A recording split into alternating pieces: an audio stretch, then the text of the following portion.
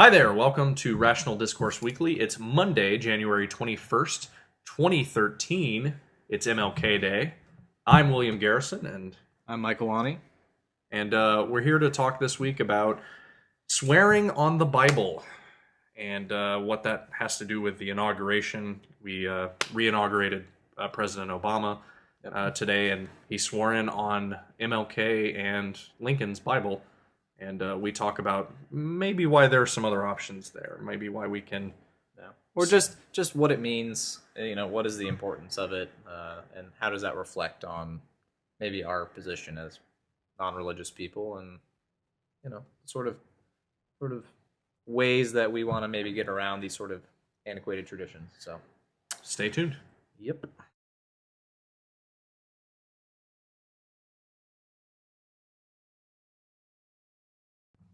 All right, so today we re-inaugurated our 44th president, Barack Obama. We did.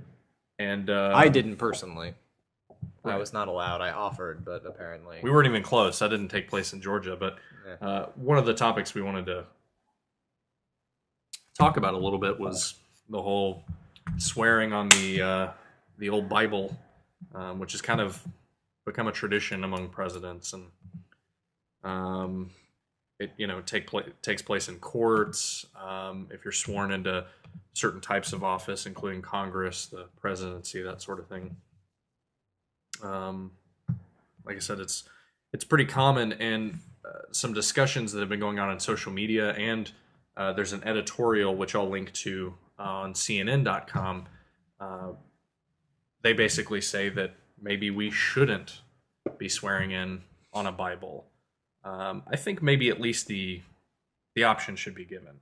I almost think the assumption, because right now it seems the assumption is you are going to swear in on the Bible. It's to be fair, the assumption is you're going to be a Christian president. Yeah. I mean, it's de facto simply based on the fact that... I'm not even talking, like, let's say the member of Congress recently, I don't think she identifies as an atheist, but she says actively says she does not want to use that word. But she's non-religious, and she was sworn in on the Constitution. I think the Constitution being the document that our government is based on, I think the assumption should be you're swearing in on that document. Yep. And you're like, hey, can I swear in on a Bible instead? You go to your local hotel, pull a Gideon's King James Bible out of the drawer that's always there, and that's what you swear on instead. Unless you're in Utah or the surrounding states, you will find the Book of Mormon. In hotels? Yeah. Oh, crazy. I've seen it multiple times. I mean, I guess technically there's both. It's usually like an addendum. Yeah. It's a separate book, but... And I actually own a Book of Mormon now.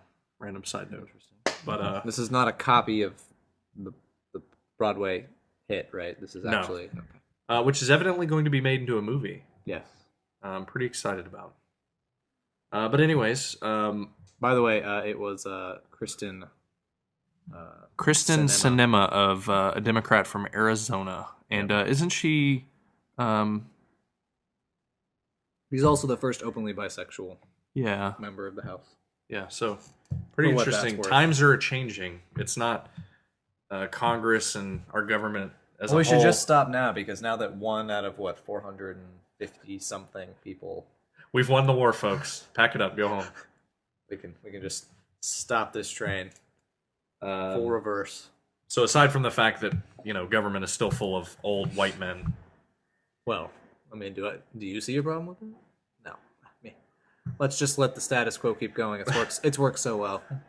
Anyway, that's neither here nor there. So at least my standpoint is maybe we should make the Constitution, when you're swearing in as a witness in a court case, you're swearing in for public office, they should just, hey, here's a copy of the Constitution, swear in. You'd be like, oh, I'd prefer to swear in on a Bible. They have a Bible handy. They have a Quran handy. They have a Book of Mormon handy.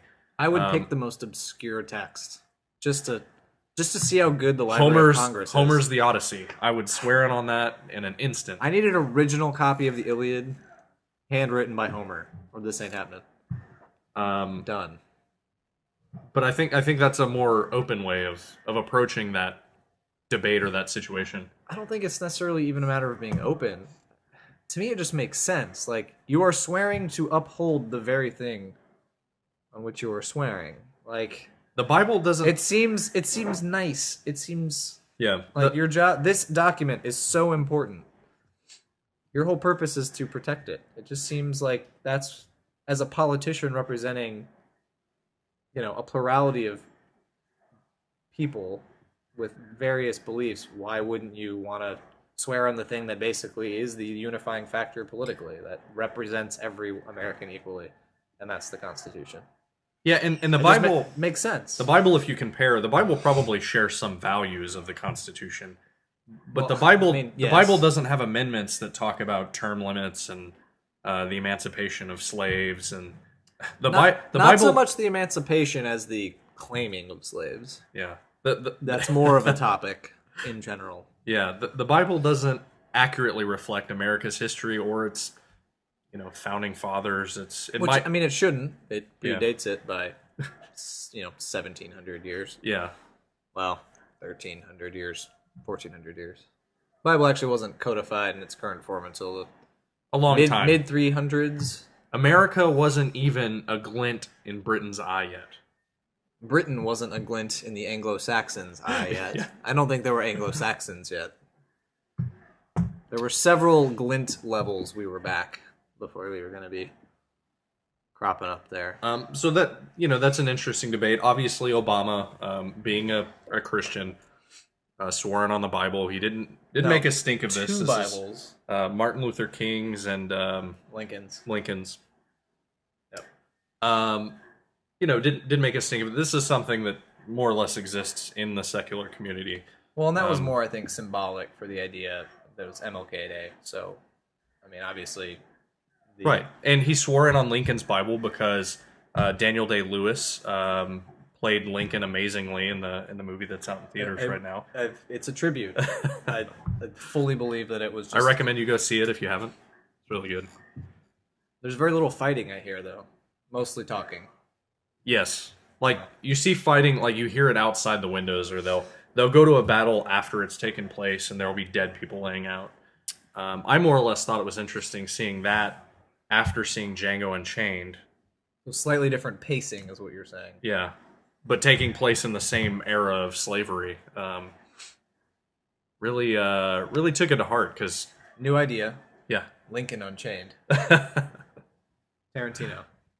Get on that. Lincoln was actually a black man. Who was just a beast with a sniper rifle, apparently. Yeah.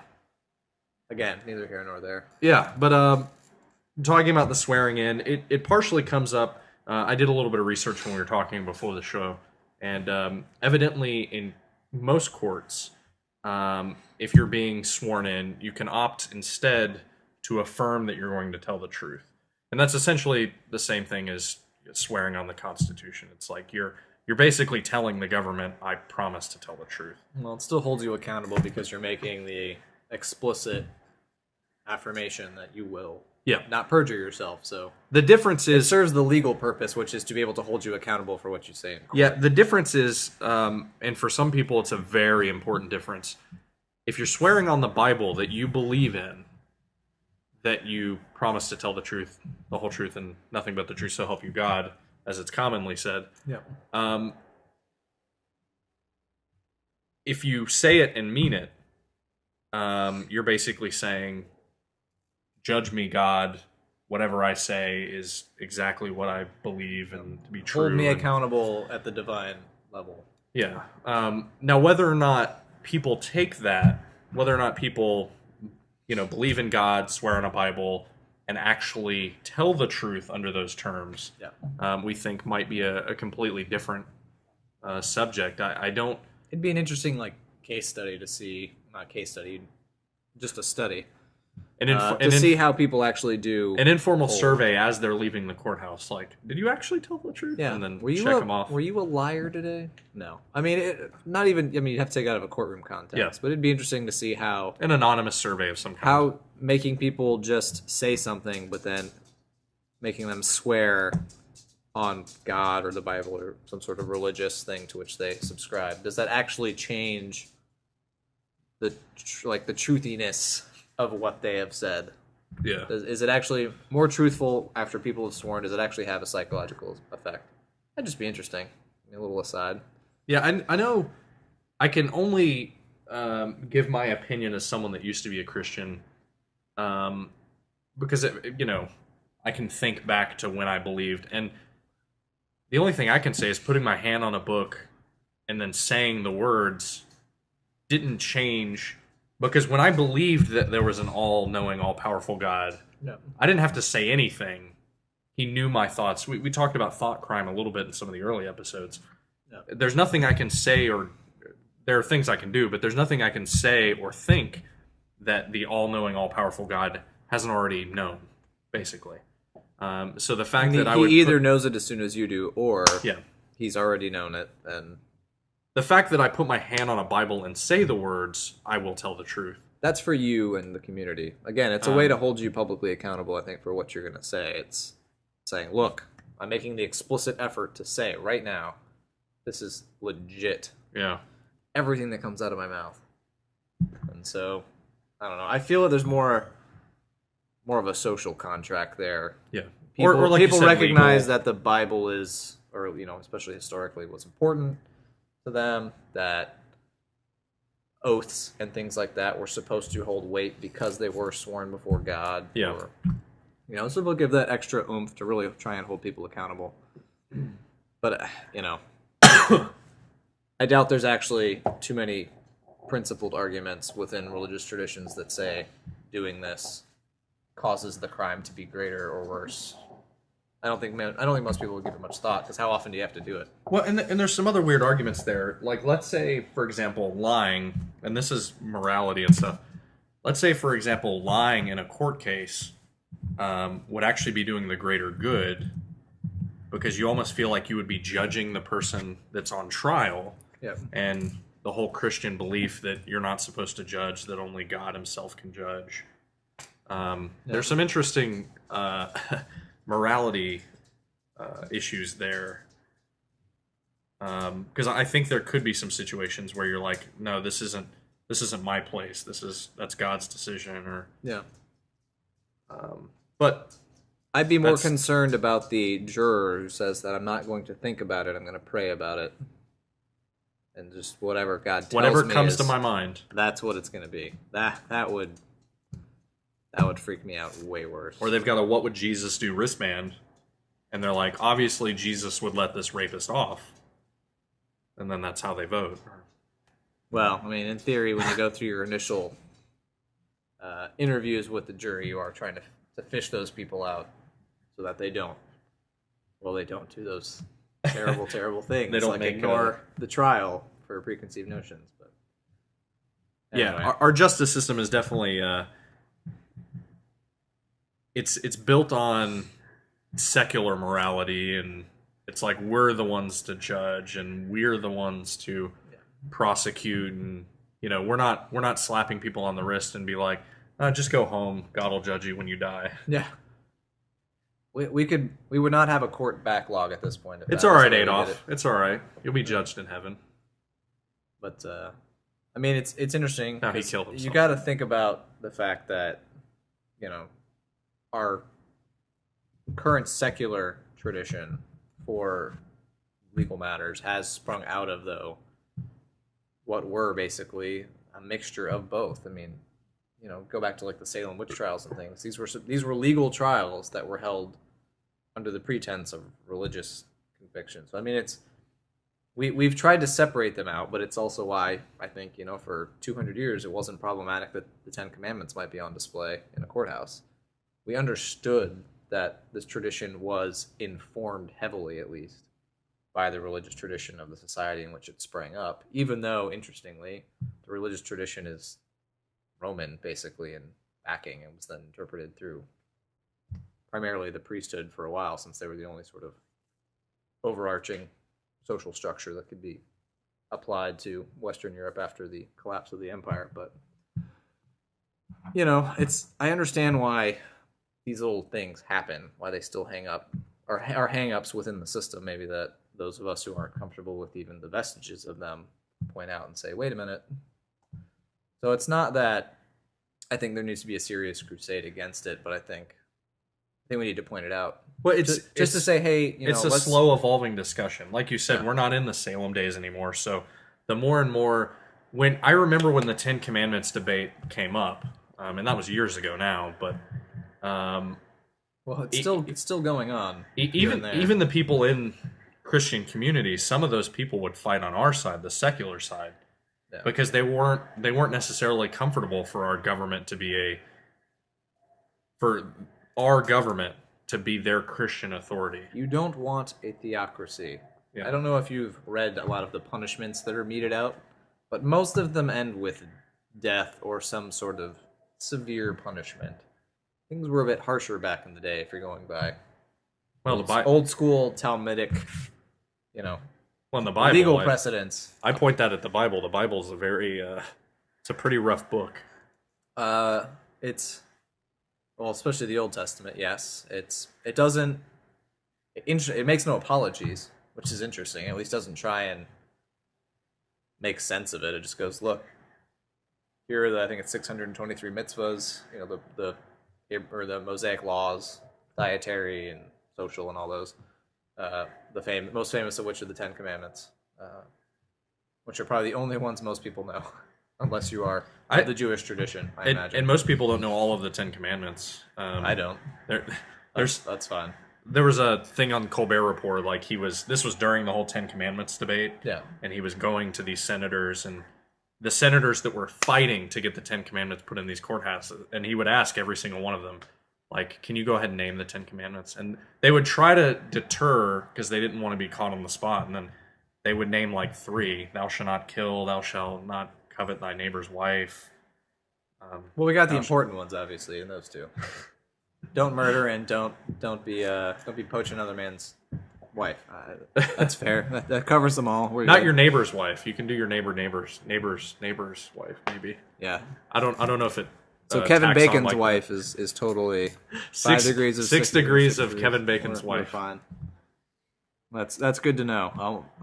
We'll throw that at the religious communities out there and the I'm going to start that theologians and see what they come up with. Can I covet Kevin Bacon's wife?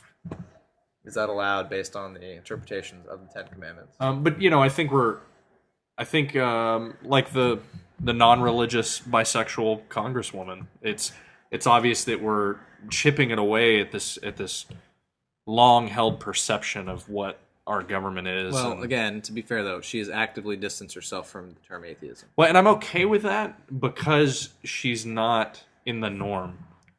She doesn't want to identify. Kind of. When I read her quotation on it, it was definitely a bit disparaging. Like, she didn't want to be associated with that group. I don't know if that's just But political. She specifically calls herself non-religious, right? Well, yes. I'm better with that than her just being another Christian in the group. No, I get that. And the reason is but I think because it creates that discourse. I don't think we can say that she's on her side, though, and I think just because she's non-religious doesn't mean she's going to help. Yeah, and I guess that's my point. Now, I mean, not that she directly will help, but her being in Congress might help. Well, I think the fact that she could get to Congress is at least a hopeful sign that someone who does not fit the sort of stereotypical political norm. I mean, 50 years from now, we could have an openly atheist president. I don't know. If we got there, I would be totally okay with that because... I'm trying, but I just don't know if I can get the campaign funding for it, and that's a lot of travel. But I mean, if you folks It'd be really so want hard it, on your cats. It would. Well, 50 years from now, if they're still around, that's... Everything's going to be hard We've on my invented cats. Feline life longevity pills. It's actually catnip. Not for people, though. You bathe them in catnip. Just like a solution. And they live really long. That's good. It's good to know. My cats will be thrilled to know they're now immortal. Yeah. Yeah. I mean, they act like kittens when you... Interestingly, if immortality was achievable, would religion be a thing? I'm not sure. One of the... That could be a fun topic. Go ahead and write that down. I'm just gonna... Is religion still relevant? I think we can go ahead and tie it up and make it a short show. I mean, we're actually not at a short show. We're at 20 minutes right now. That's what I mean. Oh, yeah. Like, it's not a long show. Well, this is a normal show. We're trying to go to 20 as our standard. So, but But that's all we've got this week. No. Happy MLK Day. Indeed. For those of you who had it off, congratulations. For those of you who didn't, that's what you get for working in the public sector. That's us, by the way. That would be us. So we sympathize, and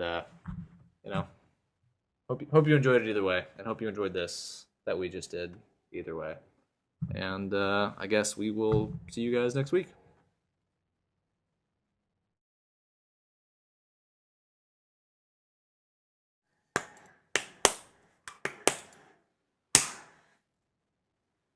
All right, you ready, Freddy? Let me make myself beautiful. I'll be back in several weeks after extensive plastic surgery. We should get Carmen to do our makeup, like powder our noses and Can I bat my eyes? get rid of our shine on our foreheads and stuff. No, I like my forehead shine. My forehead is a prominent feature, and I will highlight it the way I so choose. Don't tell me what to do. Don't worry about it. Getting wed and stoned. It all makes sense now. Marijuana and same-sex marriage legalized on the same day. Leviticus 20:13 states, if a man lays with another man, he should be stoned. You were just interpreting it wrong. Oh, Leviticus 20:13. Jesus Christ. I didn't get that the first time.